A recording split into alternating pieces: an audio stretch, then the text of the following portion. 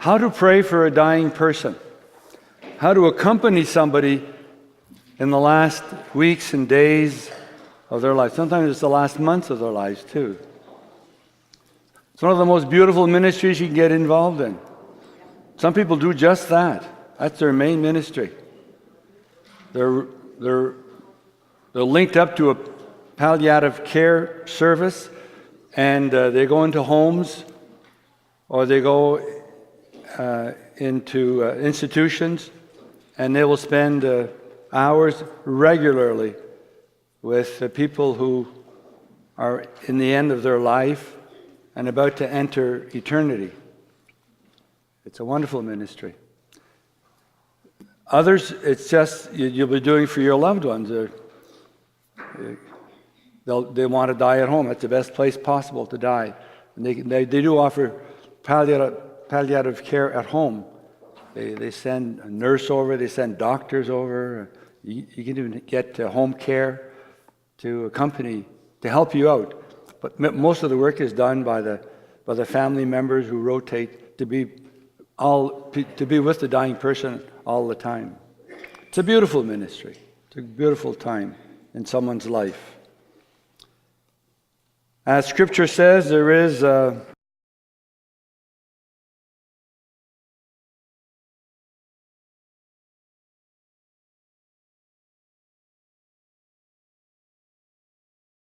ultimate healing. Ultimate healing. Now, Francis McNutt says this: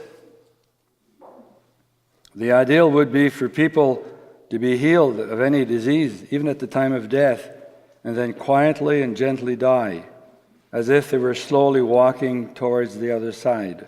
But for most of us, death is the gateway to eternity. Even if humanly death is feared, we should anticipate it with eyes full of faith and accept it when it's time. So we have to pray for discernment when someone is sick in order to know if the Lord is calling us to pray against death. Sometimes I don't know why to pray, so I pray in tongues, knowing that the Holy Spirit will pray through for what is best. Now, there is power in our prayers, and we can prevent people from dying for a while through our prayers. You have to be careful. You prolong the suffering when you do that. Pray, ask the Lord to guide you. It's an end of life. Now, we know in Scripture that God can offer an extension of life. He did it with King Hezekiah, if you remember. We find it in Isaiah and in the book of Kings. He was granted 15 more years of life.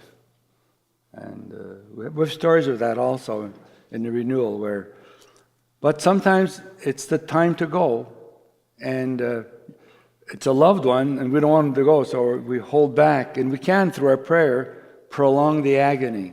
So be careful. Discern. Ask the Lord, what is it you want, Lord? Is it time for him or her to go? And then pray according to what comes up in your heart. If you're not sure, just pray in tongues. Or you can say a prayer for healing, but that does not exclude death, because death is the ultimate healing. Once we get into eternity, the Lord will dry every tear. There'll be no more suffering. It'll be resurrection is around the corner. We'll all come back to life with our bodies in perfect health, extraordinarily fit to last forever in the presence of God. So death is a calling for us to get into eternity and to enter into God's friendship forever. So be careful how you use your powers of healing. We could misuse charisms. We could misuse the charism of prophecy. We could misuse any of the charisms. Even the gift of tongues can be misused. You pray in tongues at the wrong place and you upset people. So use your charismatic gifts well, but use them with great discernment. Especially the gifts of healing and the gifts of miracles. The power is there, but use it according to God's will. Pray that the person be full of God's life, and that she's ready for the complete union with Jesus. Let the Lord decide what we'll actually do. I remember my mother said, I want to die, I want to die, I want to die. We told her, Mom, she was dying at home. She had an agony that lasted months and months. And we told her, Mom, don't choose death, choose life. It doesn't exclude death, but choose life, because God is life, and death is from the evil spirits. It's a punishment for sin, common to the whole human race. But choose life. And on the night she died, I just left her room, and my wife took over at her bedside, and she woke up from her comatose condition, and she said, "Tell Henry, I've chosen life." And then about a half an hour later, she just went to be with the Lord. Yeah. Choose life. Life is God. God said, I've placed before you death and life and death. Choose life. Always choose life. Okay, so let's look at the process of death. Let's try to understand the symptoms, so you know that when you're in that position, what's going on is normal. It doesn't need invasive medical procedures. The body shuts down, but the spirit awakens. There's stuff going on in a dying person. Let's look at that so we recognize it and know how to minister in the best way possible in the name of the Lord. Physical side, the body begins the final process to halt. It ends when all physical systems cease to function. Usually several physical changes happen without drama. They are not medical emergencies requiring invasive interventions. These physical changes are just the normal and natural way that the body prepares to stop. The most appropriate interventions are those that provide a level of comfort, including the reduction of suffering, palliative care. Don't let them suffer. The dying person is set up through the medical staff, the nurse and the doctors that come and visit you at home with pumps, and you just press a button and they get a dose of painkiller to alleviate the pain. There's a lot of pain, so you want to relieve that. You don't want them to be in pain. You don't want to give too much painkiller because it puts them asleep, but it's better for them to sleep to be in pain. So you have to dose it, and the doctors will guide you into how to do this. And so will the person dying. She'll tell you, "I need it," and you do it. If she asks for it, you give it to her or to him. The emotional side, the spiritual side. The other dynamic in the process of death is on the emotional, spiritual, and mental levels. The human spirit of the dying person begins the final process to free the body, its existent environment, and any ties. This detachment from the body proceeds according to its own priorities, among others, the resolution of any practical matter not finalized. Now, a person dying, if there's something that hasn't been done, well, they'll want it done. My wife, Bonnie, she was charged with the accounting, and we take care of a priest in Mexico, and we had to prepare the income tax receipts, and she was she was preoccupied with that as she was dying. So my sister came in, and I'm sure Bonnie fought death just to be able to explain fully to my sister all the processes and where to get this information in her computer and whatever. And when it was all done, then she went. But it had to be done. She had to see it through. It was one of her duties. Also, the other issue for a dying person is a reconciliation of important personal relationships. If things aren't settled with such and such a person, they're waiting to settle before they go. They'll actually withhold their own death so they can settle with a child or with a friend or something that's a troubled relationship. They want to settle stuff before they let go. And the third thing, they need permission to leave from the family members. So when the body of the dying person is ready and wants to halt, but that the person has not yet settled an important issue or has not reconciled in a significant relationship, he will tend to languish in order to settle what bothers him.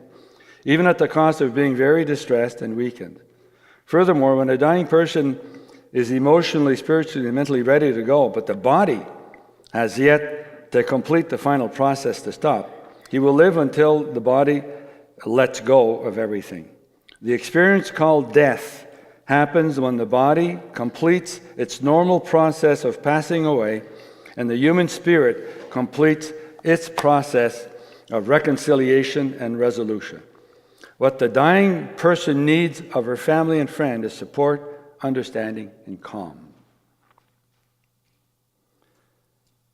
The following is a list of symptoms of imminent death. I'll give you the physical signs and the emotional signs. I'll just read it. Just when the next time you're in this situation, let's go back to this form to see them. If you're called to the ministry of, and some of us are, because it's one of the most beautiful ministries around, to be with a person in their last time here on earth.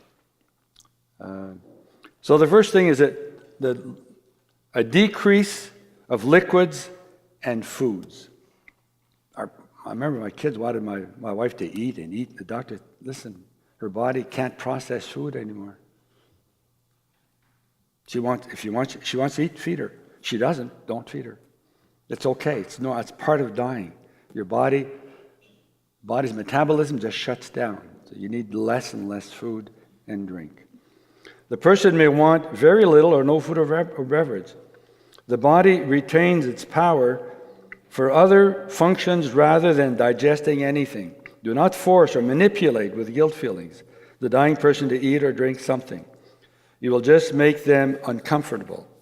Small pieces of ice, frozen juice, can refresh their mouth. They need that. A swab with glycerin can keep the mouth and lips moist and comfortable. A wet and cool cloth on the forehead can also increase comfort. Less urine. By drinking less fluid, there is less urine. But it can also be that the kidneys are not working as well as they used to. Ask the nurse if she needs a catheter. Incontinence.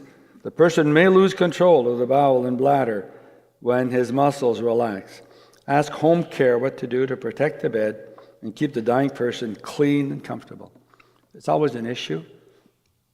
And make sure that she's comfortable. But it's so humiliating for them. They've always had tremendous control, and then at that time they don't, and they just hate it. But it's one of those things. It's part of the dying process. Sleep. The person may sleep more. He or she may stop communicate or even responding. The normal change is in part caused by a change in metabolism. Sit down next to him. Hold a hand. Don't shake him. Don't talk loud, but rather in a smooth and normal way. They might become agitated. The person may make restless and repetitive gestures.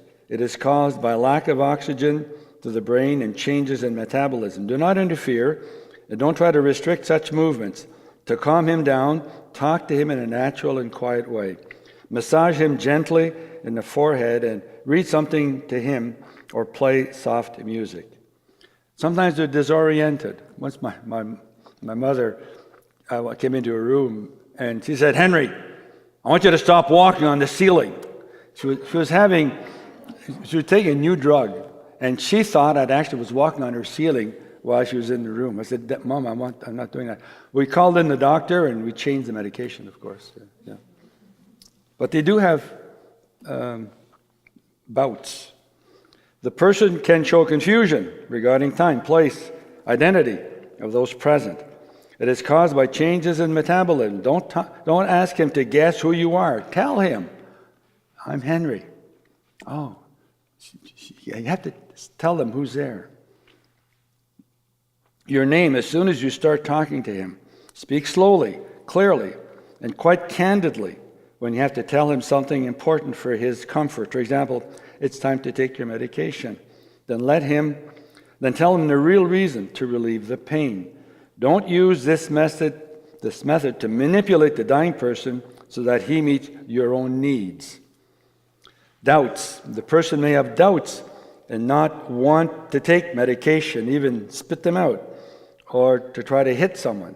Do not restrain him physically. Instead, talk to him gently and get advice from the nurse as to what you should do. As the process goes on, they don't have to take anything, really, even their medication. They're dying. If they want to, they do take them. And if they don't want to, they don't take them. If they want to eat, they eat. If they don't want to eat, they don't eat. If they want to drink, they drink. If they don't want to drink, they don't drink. You don't force anything on them. You just accept the fact that this person must decide what he or she wants. Fever. Because the metabolism changes, the dying person can get a fever. This is not due to an infection. The nurse can give you instructions how to give a sponge bath and give medication to reduce fever. In fact, the medical help we get here in Ontario is extraordinary. We had doctors coming to our home hours every day. We had nurses coming in twice a day, and they'd spend an hour or two with us. So you get a lot of advice and a lot of help to help you care for your loved ones as they're passing away. Congestion.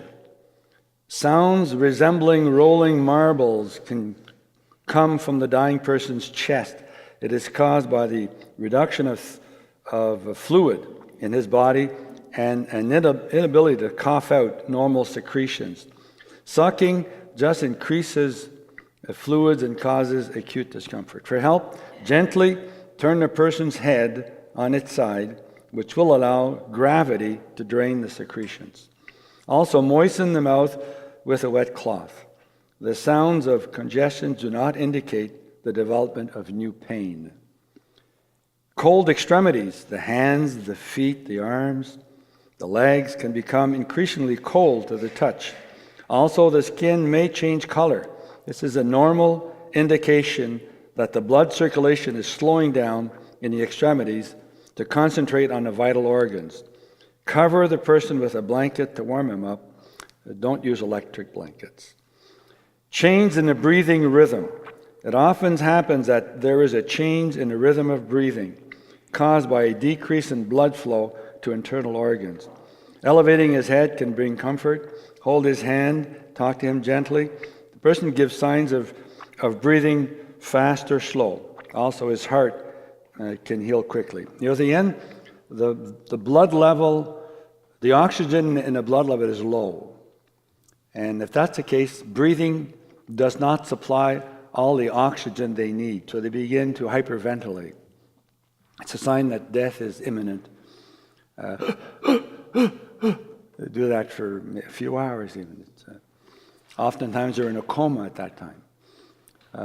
But there's nothing you can do except hold their hand and be there next to them and be present. Okay, what are some of the emotional, spiritual, and mental signs that death is about to occur? Absent. This person may seem withdrawn with no reaction. It's a comatose state. These are signs of preparation for departure, release of or disengagement of the environment and human relationship, the beginning of this letting go. Since hearing works until the end, talk to the dying person in a normal tone of voice by identifying yourself by name when you talk to him. Hold his hand and tell him that you're there to help him let go. Experience the afterlife. The person can speak or even declare having talked to a dead ancestor or to have seen or visited a place of the afterlife. Now, he's not hallucinating, nor reacting to any drug. He's gradually detaching from this world, and the Lord is preparing him for the transition so that he's not afraid. Don't argue with him. Don't try to give him an explanation of what he sees. Do not underestimate nor argue on the subject of what he saw or heard. Even if you don't see it, doesn't mean it's not real. It is real for him. Reassure him in this experience by saying that it is normal and common. If he is frightened, reassure him that all is normal. Agitation. The person may make restless and repetitive gestures that may indicate that he has something left to do, possibly disturbing. which prevents him from letting go. There are two things to do. First, find ways to help the person to get rid of the fear or anxiety, then help the person to calm down. Music, by recalling memories of a place or a particularly pleasant experience, by a comforting reading, and the assurance that it's okay to let go. If he regains strength, ask him if there's anything he wants you to do before dying and how you can help him. And he will tell you, I'd like to see so-and-so. There's something that has to be settled. So would you see to it that this is done? Okay. You reassure them that it will be done. Sometimes it'll hold on until it's actually done. Reducing drinking and eating. When a person is no longer willing or almost to get nourished, it can be a sign that it is ready to take the final halt. You can help him by giving him permission to leave as soon as he feels ready. At the same time, remind him of how important he is for you, all the good he did. Decrease socialization. The person may prefer to be with very few people, even to see only one particular person. That's a sign of preparation for departure, and the choice of the person required to help the transition. If you're not chosen, it's neither a matter of love or being important to him, but only a sign for you to say your final goodbye. If you're chosen, the dying person needs your affirmation, your support, your permission to die. Unusual communications. The person may make a genuine request or tell something unusual. This is probably a sign that he's ready to say his final goodbye, but he wants to test to see if you're ready to let him go. It's a gift he gives to you. Kiss, caress, hold him, cry, and tell him what you most need to do to tell him. Give permission. To give permission to a loved one to depart is something very difficult, but it must be done without making them feel guilty, without trying to hold them back to satisfy your own needs. Even at the cost of prolonged discomfort, the dying person will remain to ensure that those he leaves are well. One of the greatest gifts you can give to a beloved dying person is to assure them that it's okay to leave as soon as he's ready. Saying the final goodbye. When the person is ready to let go and you are ready to let him go, it's time to tell him his final goodbye. Saying goodbye is your final gift to your beloved because it is an incentive that makes possible the final departure. It could help to lie down beside him in bed and hold him in your arms, or even to hold his hand and tell him everything you never told him. Then you cannot blame yourself for not telling him this or that. Often it is simply saying, I love you. We can also remind them of the best memories, activities, and places that you have in common. It can also include telling him, I'm asking you forgiveness, and I regret everything that we did to contribute to any tension or difficulties between you. It can certainly include saying to him, thank you for this and for that. It is normal to cry when saying goodbye. It's not necessary to hide your tears from your beloved, nor to apologize. Tears express your love and allow you to let go, to let him go. How do you know if he's dead? Well, death is a result of a terminal phase. It's not an emergency. It is not required to notify the police. There is nothing to be done immediately. Signs of death include lack of breathing and heartbeat, relaxation of the small and large intestine, eyelids slightly open, fixed eyes without flashing, relaxed chin, slightly open mouth. So phone the nurse or doctor to tell them, I want to report a death.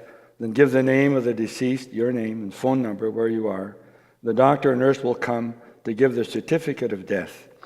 It's not necessary to move the body before it is ready. If you want, the nurse now may assist in washing the body, and then by dressing it, the nurse can call the funeral home or whatever when you're ready to move the body. So God sees things differently from us because His gaze on human life includes its eternal stage. In Him, death is the ultimate healing. This is why the prayer for the dying is an integral part of the healing ministry. At the appropriate time, call the priest for the final sacraments. Extreme unction still exists. It's the sacrament of the sick. It's the viaticum where they get the final communion. It's of great comfort to the dying to receive these last sacraments. Sometimes the priest will want to spend time alone with the dying person. They should have time alone with the dying person for whatever needs to be said between the dying person and the priest.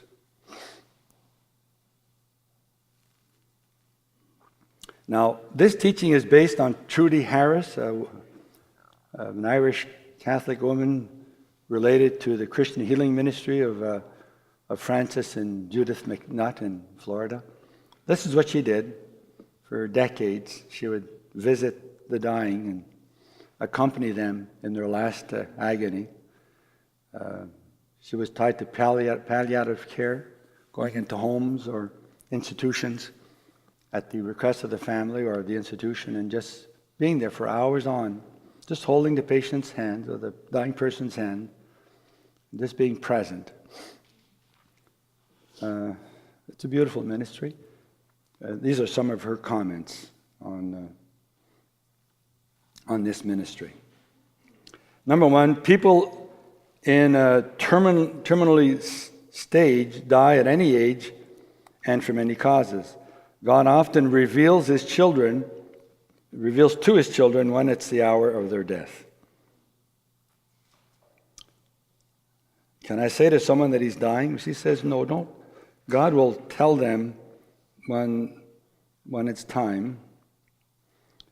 When the Lord draws a soul to Him and prepares for Himself, sometimes He tells the soul.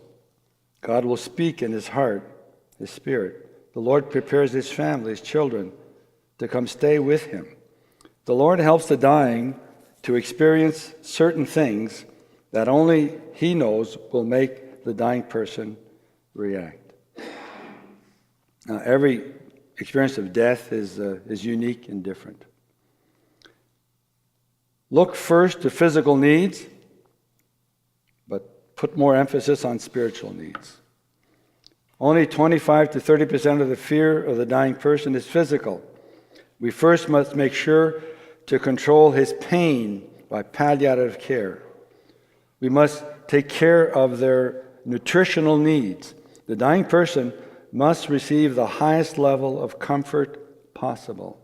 Now, the other 70 to 75% of the fear of a dying person is emotional and spiritual. As the body declines, the human spirit surfaces. The perspectives of God or the connection with God changes greatly. Often in a search, a dying person asks, "Who am I? Why am I here? Did I counterfeit something?" The death experience varies. Death will not come to the dying at the moment that we think. God may allow the dying experience and they come back. God helps the dying person to experience God and the relatives that preceded him. A dying person said to her, "Today is my day. I heard someone calling my name." Another said, "I saw my son. Do you see him?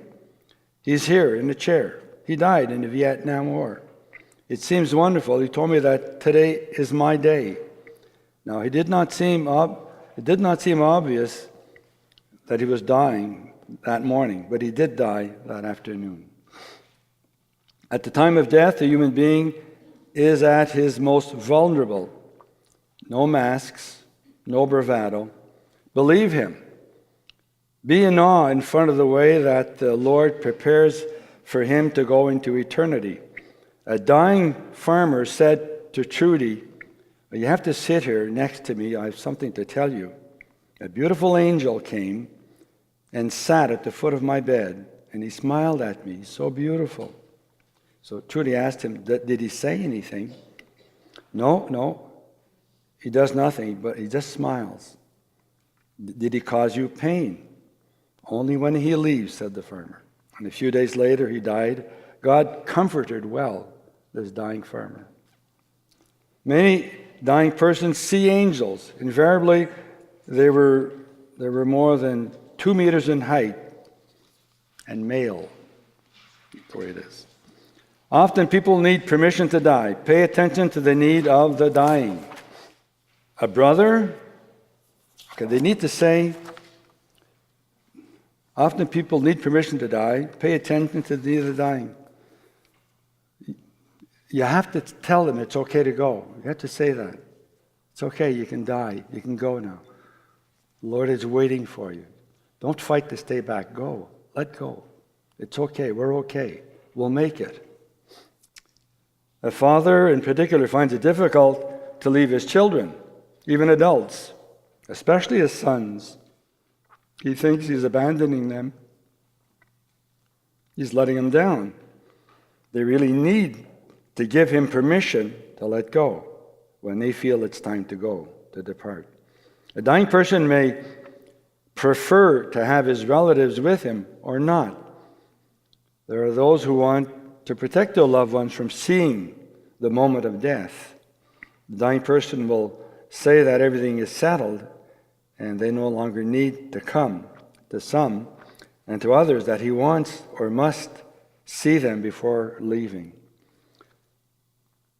Some people cannot die before settling some troubled relationship. There was a dying woman in her 50s. She'd been divorced from her husband for 20 years. She was dying but wouldn't let go. So Trudy stayed with her for a long time without understanding. One evening, the dying woman confided, saying that her husband had left her for another woman. She had forgiven him, truly forgiven, but she didn't know if he knew she had forgiven him. Now, she still loved him and couldn't leave him with a feeling of unforgiveness. So she asked Trudy to find him. So when she called, the husband was in another city. It was the wife, the new wife, who answered the phone. When the husband heard the request, he took the plane that same evening and arrived at the hospital at midnight. They spent 3 hours together, closed doors. The husband left, and she died. A more peaceful death occurs after renewed and forgiven some hurt relationships. People decide when to let go, and it's important to settle relations for a peaceful death. I forgive you. I ask forgiveness. Relatives have to do that.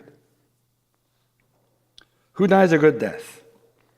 Children cross the threshold of death more easily because they do not have the same issues, expectations, and problems with God than adults. Anyone touched by the Lord during his life dies in a simple way.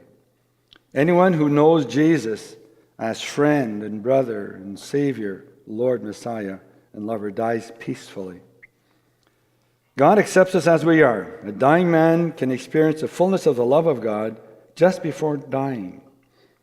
Now, Trudy, and one of the people she accompanied was a 78-year-old man. He's very handsome, white head, blue eyes, well-educated, good conversation. His room was always full of flowers.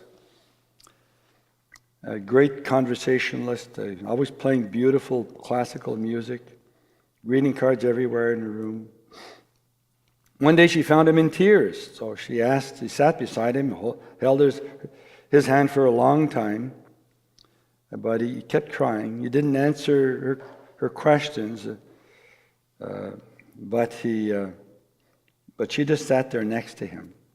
It went on like that for a few days. Then one night, he told Trudy, "I'll tell you what happened to me." He told her that Jesus had come to visit him in his room. Jesus had sat next to him. Jesus had spoken to him. That Jesus had an extraordinary sense of forgiveness and compassion. "But why are you crying?" she asked him. "Because he's so loving. He accepts me as I am." The Lord loves us as we are, even with our faults, our limitations. He died a day and a half later, very, very gently. The next night, Trudy had to leave his room and told him, "I'm so happy that the Lord has made us friends." The old man smiled, and then half an hour later, he left. Understanding the mercy of God, forgiveness, and forgiving others. Someone who understands his mercy, will, and forgiveness of God and the forgiveness of his relatives dies peacefully. If your face is the last that the dying person sees before appearing before God, what should he see? Forgiveness, love, compassion. Broken relationships on earth turn difficult the perception of a loving God, full of forgiveness. Some people have a good sense of forgiveness and can more easily forgive. So a man had been married many years, many times, and at the time of his death, he came back to one of his wives, his former wives, whom he had left with 3 kids, and just took off with another woman. But he asked her if he could die in her home, and she did. She accepted him. Beautiful woman. And so one of her own grown children, or one of her grown sons, and his wife had a little child called Joey. Was 5 years old. So they asked the son if he would take in his father for the dying process, and he accepted. Now, little Joey he met his grandfather for the first time, and he really latched onto him. And when the parents saw that, they put a little bed, next to the grandfather's bed in his room. And the little boy would come and sleep there, next to his grandfather. And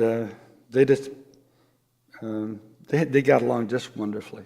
The grandfather had rarely received such gratuitous love and unconditional love as he did from this little boy. And then the grandfather died. So Trudy was called to take care of the body, and Joey was there next to her, and when he asked Trudy, "How is it? Can I touch him?" Of course he can. So Joey touched the head and the neck of Grandpa.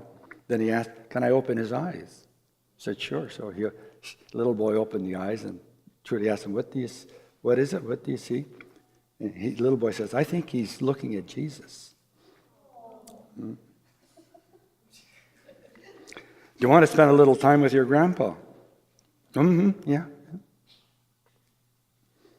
So she came back a few minutes later, and the little boy was asleep on his grandfather's tummy, little arms.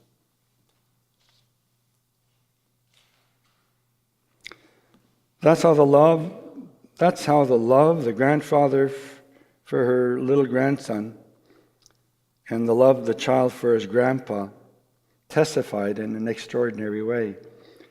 It is not necessary to have an answer to all questions, but God can give you one from time to time. It's not so much the time, it certainly is not a time for theology. It's a time for compassion and love. The Lord can reveal to you a truth that will be very useful for the dying person. The Lord can allow the dying person to understand the course of his life in a way absent of judgment and conviction. It's a time of great tenderness. It's the final stage on earthly life before you enter eternity. It's not the fear of death, It's the fear of dying. There was a young architect of 47 years old. He was dying of cancer of both lungs, and the doctor was fearful that he would experience excruciating pain as he died, and discomfort. So Trudy had many conversations with this young architect. One night, he asked Trudy if he could come to terms with his daughter. His daughter was not living the life that he thought a Christian girl should live. So, but at that very moment, the daughter just came into the room. This adult daughter came into the room, and so Trudy left them. And the daughter just jumped into bed with her dad, and they began to talk. And he was able to tell her as a dad what he thought about life. It was settled, and he was able to go. There's great tenderness. And later that evening, he asked Trudy if it's okay for him to be afraid to die. I'm not afraid of where I'm going. I'm afraid of dying. So Trudy was always praying while she was there and before coming. Well, the Lord just brought it to her mind. Don't use your mind. Don't be carnal. Use your heart. Let your heart speak, because the Holy Spirit will guide you as to what you should say and not say. So this came up. She asked, do you remember Jesus in Gethsemane? Do you remember how he was anguished? That he didn't want to be alone? Well, if it's okay for Jesus to be afraid or to go through, it's okay for you to be too. Just before he died. So she said, if during the night you wake up and you don't want to be alone, just ask your wife to come. So she left. And that night at 2 or 3 in the morning, he woke up and he called his wife Margaret. So she came and held his hand. And in a few minutes, he just went away. He just died. Just be there. Just be there. We tend to believe that we have something to do when a loved one is dying. We think that we have to have all the answers to his questions, or at least some answers. We don't have to be ready for anything. You have to be present. Seat next to him or her. Just tell him that you're there for him. You hold his hand. You wipe his forehead. You listen to him. Do not try to minimize his experience of death or contradict that he is dying. If the dying person tells you, I'm dying, don't argue with him. Just say, is that how you feel? Explain it to me. Then let him share his experience with you. Just listen to the dying person with a compassionate heart. Dying is a journey. Dying is a journey taken alone, but it should not be an experience where you feel alone. A dying person may want to express what he's experiencing. Do not contradict a dying person who tells you that he is dying. And how do you react when you got an unbeliever who dies? Be someone that listens. Be open to his questions, but do not proselytize. Don't try to convert him. Be open to their spiritual journey, to what he asks. Be ready to get into his life experience if he asks you. Be somebody who encourages. Now, God can reach anyone, anytime. Now, there was Judy had a patient, a little boy who died at 3 years old of leukemia. His parents were Jewish, but didn't believe in God and the afterlife. It was very, very difficult for the mother. But Trudy became a friend of this family in their time of great distress. A year later, on the anniversary of the death of their child, she got a call from the mother. Now, the mother said, Trudy, I had a dream. That was from God, obviously. I had a dream. I was in the desert walking and walking and walking, and the sand was very soft, and I just kept sinking into the sand. I sank into the sand out to my knees. It was very difficult to walk. But then in the distance, I saw a light, so I decided to walk towards that light. When I got closer, it was a tent. Now, Trudy told them, for Jewish people, the tent is the sign of God's presence. It's a tabernacle. Oh, she said, I didn't know that. Well, she walked up to the tent, and she opened the flap of the tent, and she saw a beautiful woman holding a little boy in her arms. And she said, for a year, people have been trying to console me, but just seeing the beautiful woman holding my child was better than all the words I received over a year. God comes and consoles us. He's a God of consolation. Miracles happen. There was a little baby that died overnight at the hospital, and the parents had prepared the room for the child, and they asked if they can have the body to put it in his little room, at least for a day or two. And that was accepted. So they brought the child home. The next day, when the nurse came to visit the family to prepare for the burial and whatever, she wasn't a Catholic. This particular family had a devotion to St. Teresa of the Child Jesus. So she just decided on a whim to stop by the flower shop and buy some roses for the family, which they did, and they brought it, and the family was very touched by that. And a little time later, somebody gave the family a rose plant. And on the anniversary of the child's death, every anniversary, this little plant would produce a yellow rose. That's a miracle of tenderness from God. To minister to terminally ill people benefits the loved ones and others. This ministry is a special opportunity for spiritual growth. A dying person can survive longer than expected because God is using this opportunity to bring spiritual growth to someone else, to him. God uses everything. He's a mighty God. There was this in this case, Trudy went to visit a man, and it took him a long time to die. And so after the death, a man came to see her, and he was the mailman, or the man who died. And he delivered mail to this guy's house for 30 years. So he really knew the guy. And he said, what I saw from week to week, I saw people coming into this guy's house. They were loving people. Some of them reconciled before walking into the house. I could see that.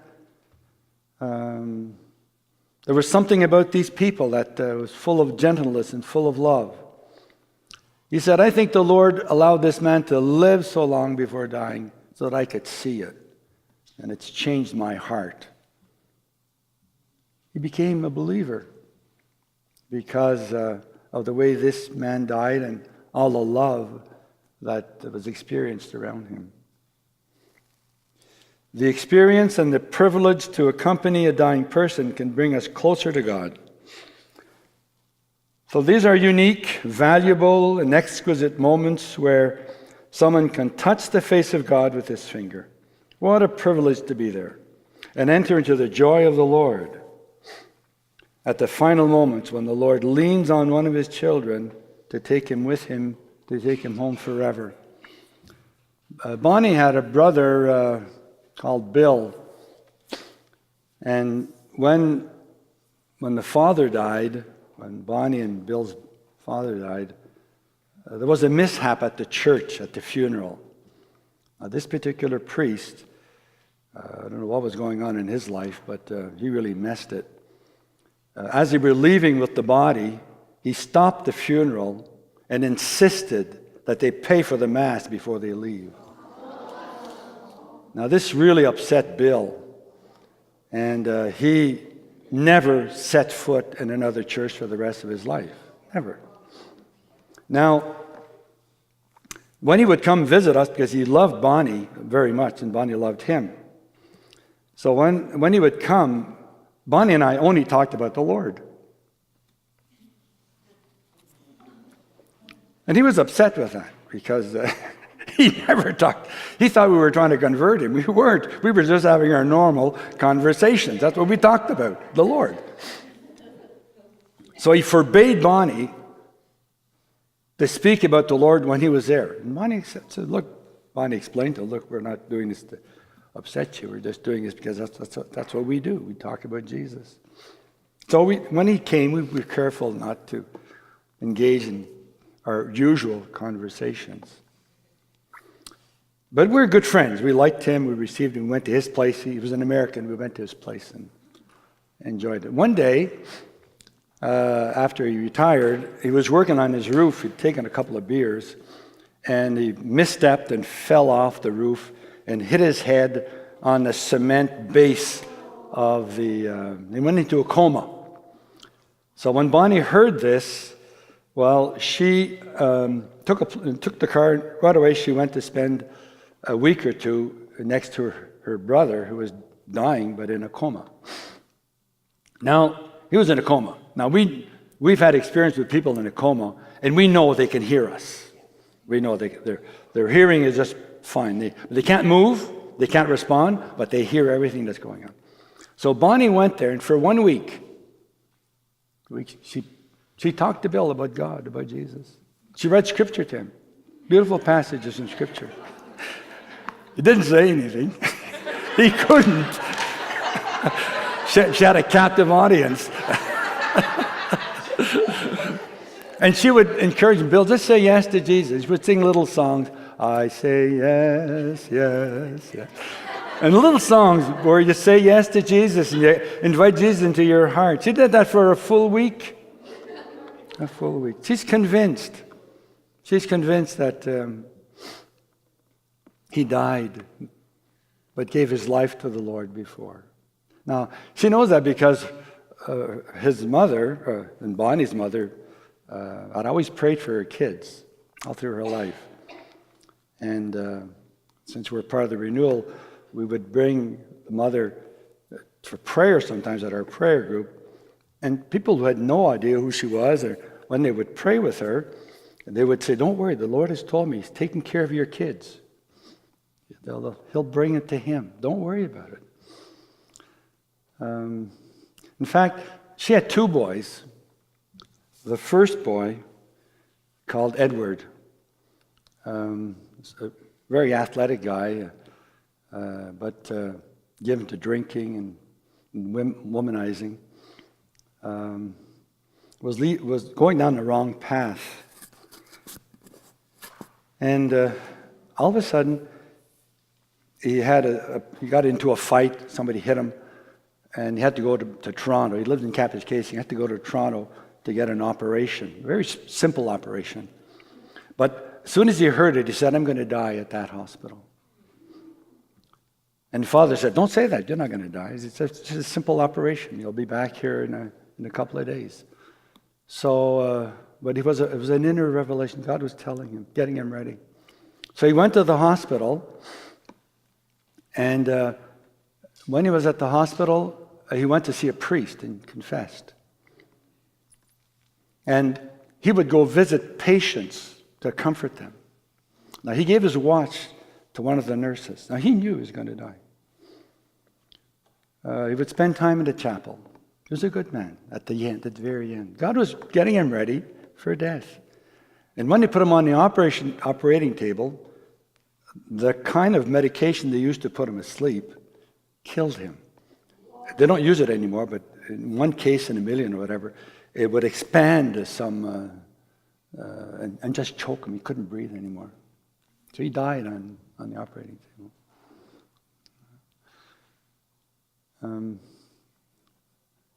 The Lord had prepared him. Now, both of her sons were saved. So when Bonnie went to see Bill, she knew that the Lord was taking care of Bill and that he went to be with the Lord. The Lord is good. He loves it. At the end of life, I know a priest, a friend of mine. Sometimes he just sits in his chair and just falls asleep. And he senses that angels are taking his soul and his spirit and taking him far away. And they take him to places where there's been an earthquake, or there's been a slide of slush and mud, and people are buried underneath. And he goes to them and speaks to them and comforts them. Now, there are two cases. The case of a person who's already dead. Now, when he comes to them, he sees that they are standing next to the body. Their body is right there, and they're standing next to it, and they're panicking. They're outside their body, and they're looking at their body. They just died. And he comes and he comforts them and tells them about Jesus, about the love of Jesus, and that Jesus is their life. And he sees that other souls of other men and women of God have been brought also and are ministering to the other people who have just died, or people who are in the process of dying. Those who are died can see him. Those who are in the process of dying don't see him, but he can comfort them and pray for them as they're in their last moments of agony. They say Marthe Robin also had that ministry. Just to say that the Lord has ways of reaching people at the very, very end of their life, to bring them to him. He's a God full of mercy, full of compassion. There's a moment between death and judgment. There's a space there. And God uses this space to bring people to himself, to reveal his love to these people so that they accept him as Lord and Savior and can be with him forever. That's the reason God created us, so that we would know him, love him, serve him on earth, and be with him forever in an intimate relationship in the glory of God the Father. Isn't that beautiful? And that's part of our ministry. We must understand his mercy and his awesome power and the ways he's conceived to bring his children back to himself, because it's the essence of our existence is to know him and love him and come to him. Amen.